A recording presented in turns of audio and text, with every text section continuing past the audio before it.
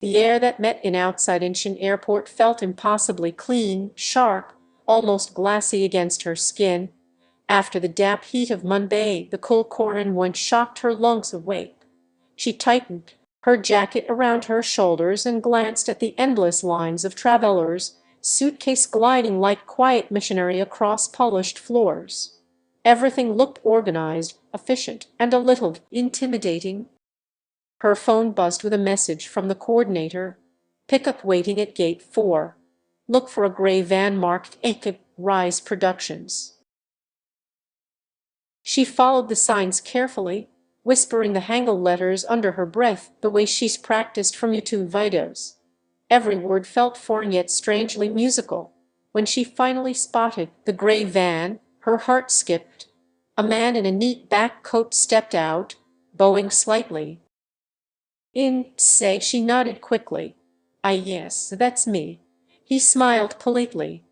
"Welcome to Seoul." Those three words made everything suddenly real. The drive from the airport passed through highways that shimmered with city lights. Seoul stretched wide and quiet compared to Mumbai's restless chats. No honking, no shouting vendors, just rows of cars moving in disciplined lines. In watched through the window, half in awe, half in disbelief. Her reflection stared back, dark curls pinned messily, tired eyes shining with both fear and excitement. She couldn't help whispering, "You're really here, Ing." The coordinator, whose name was Minho, broke the silence gently. "You will stay in staff quarters for now, temporary apartment near venue. Tomorrow orientation. Concert team big, many people." She smiled. "I'll do my best." "I'm sure," he said. "You came far." The apartment wasn't luxurious, but it was spotless, small, white-walled, smelling faintly of detergent and coffee. A single window looked out at the city skyline. She placed her suitcase down and exhaled for what felt like the first time in hours. On the table lay a welcome folder, schedule, venue map, ID card, and DA form. Her name looked strange printed beside a Korean company logo. That night sky unpacked slowly, lining her brushes on the desk like soldiers, arranging her palettes by color. She taped a small Indian flag near the mirror, a quiet reminder of where she'd come from. When exhaustion finally caught her, she lay on the bed staring at the unfamiliar ceiling.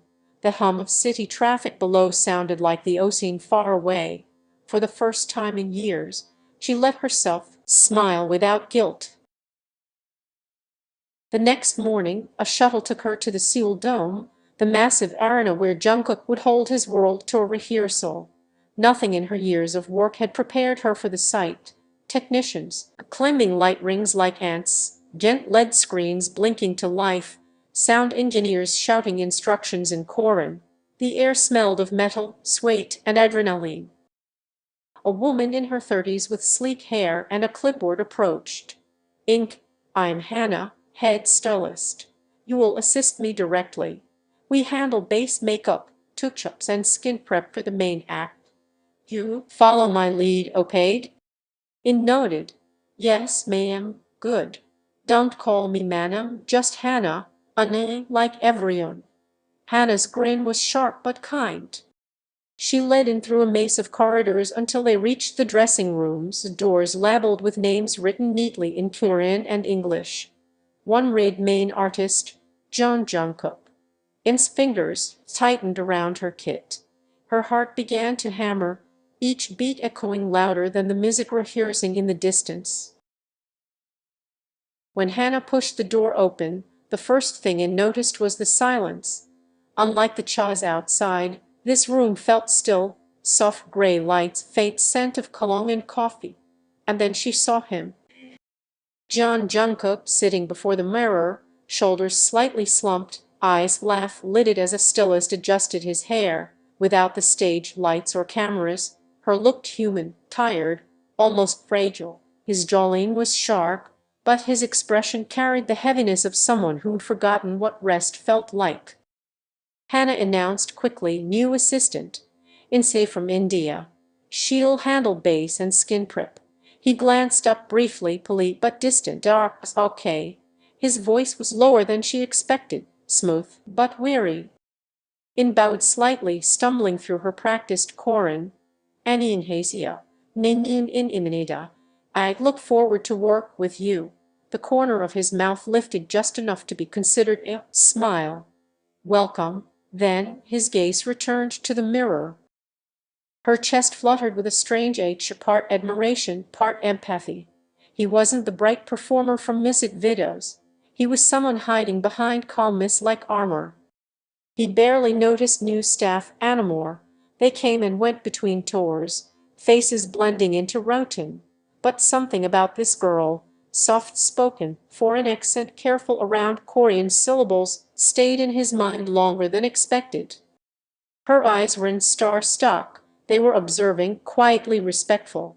Most new assistants either stared too long or avoided his gaze entirely. She did neither. Still, he reminded himself not to care, caring only complicated things. 10 minutes till rehearsal, his manager called. Jungkook inhaled, exhaled, forcing his stage persona into place. Under the lights, he'd smile again. He always did. The first rehearsal day moved like a storm. She ran errands, fetched wipes, checked foundations, learned the rhythm of backstage life, no breaks, no mistakes. The crew communicated half in English, half in gestures, yet somehow it worked.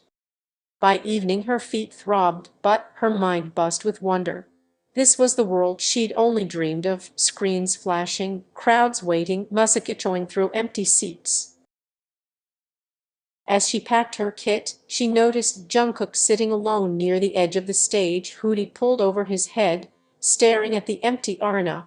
For a moment she hesitated, should she say something, but Hannah called her name, and the moment passed like breath on glass. That night, lying in her apartment bed, exhaustion tugged at her bonds but sleep refused to come. The image of him sitting under the blue rehearsal lights wouldn't leave her mind. She understood that kind of loneliness. She'd lived it too. She whispered to the darkness, almost as a promise, maybe I can make someone else feel seen. Outside, Seoul glimmered, a city of noise and silence, of rooms that shone brightest when no one was watching. Next day, morning came too quickly. The alarm's soft buzz felt cruel after barely 3 hours of sleep. And sat up, rubbing her eyes, her mind still foggy with exhaustion. Her fingers brushed against her makeup brushes neatly laid out beside the bed, the same tools that once seemed like weapons for survival, now her compass in a foreign land. She brewed the cheap instant coffee left in the apartment's kitchenette, the bitter taste reminding her of every all-nighter she spent chasing her dream. As steam rose from the cup, her reflection in the mirror looked both proud and terrified. You asked for this, she whispered to herself. Now you prove you deserve it. By 9 a.m. the sealed dome pulsed with life again, cables snaking across the floor, crew members shouting directions in a flurry of Korean, English, and Laughter. The same chaos that overwhelmed her yesterday now felt like an intricate dance she was slowly learning to follow. Hannah tossed her a clipboard. Here, makeup schedule. Don't let anyone slip, especially him. In scanned the list, Jungkook's name was circled in red. He had 3 interviews, 2 rehearsals, and 1 late-night shoot. She blinked in disbelief. He's doing all this today, every day, Hannah replied, not looking up. That's what idols sign up for. Don't let that smile fool you, exhaustion hides under it. Those words stayed with her long after Hannah walked away. When Jungkook entered the dressing room, he looked even quieter than yesterday. A gray hoodie hung loosely around him, his hair unstyled, a faint bruise-colored shadow under his eyes. He muttered a polite greeting before sitting down. In began preparing his base makeup, trying to steady her hands. Up close, she could see the tiny tremor in his fingers as he held his phone. He was scrolling through messages rapidly, jaw tightening slightly. Without thinking, she said softly, "You didn't sleep much, did you?" He blinked, caught off guard, then gave a faint chuckle. "That obvious little bit." She smiled gently. "You don't have to pretend with makeup artists. We see everything people try to hide." He looked at her reflection in the mirror for a moment, really looked before nodding. "Then I guess that makes your job harder." "Maybe," she said, mixing the foundation shade, "but it also makes it meaningful." For a few seconds there was silence. Just the softer rhythm of brushes against skin, the hum of distant speakers testing bass. He closed his eyes, and she could feel the exhaustion rolling off him like waves, but also the quiet discipline beneath it, the kind only people who'd fought for their dreams knew well. The days blurred after that, and began arriving earlier, staying later.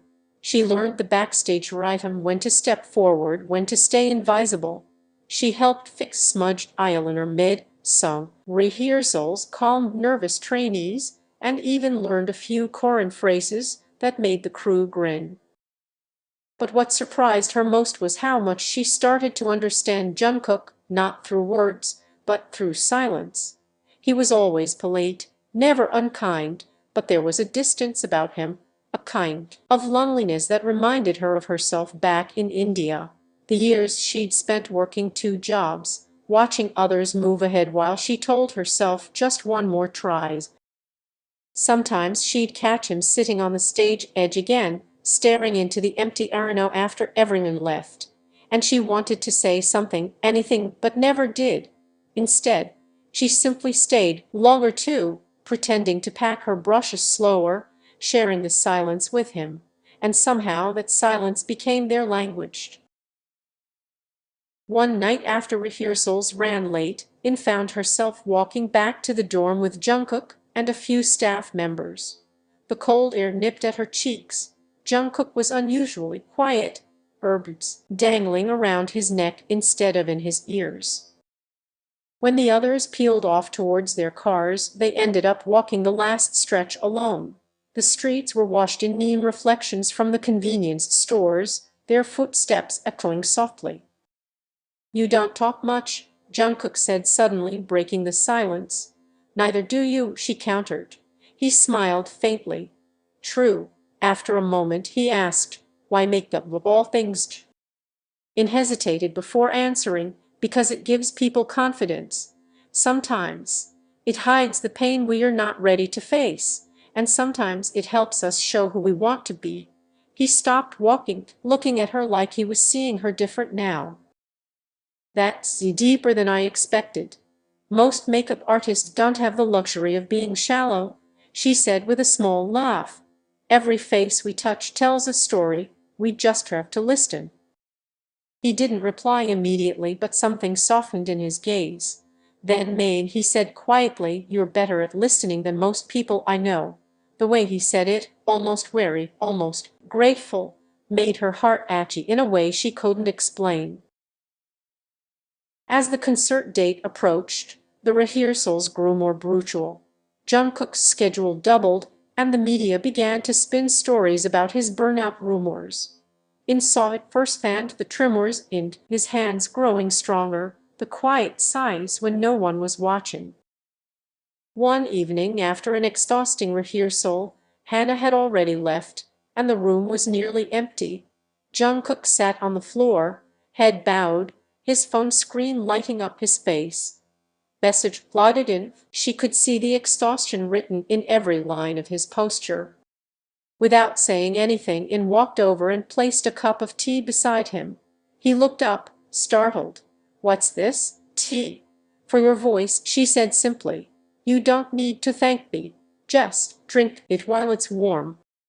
He did slowly, then, almost to himself, he murmured, "People don't usually notice when I'm tired. They just expect me to perform." "That's because they only see under the lights," she said softly, "not behind them." Their eyes met for a moment that stretched longer than it should have. It wasn't romantic, not yet, but it was real. Two people recognizing each other's battles without needing to speak them aloud. That night, as In packed her brushes again, she realized something has changed. not in the air around them, but inside her. She had come here to prove her worth, to build a career. But for the first time, she felt she wasn't running from her past anymore. She was finally walking towards something. And maybe, just maybe, he was too.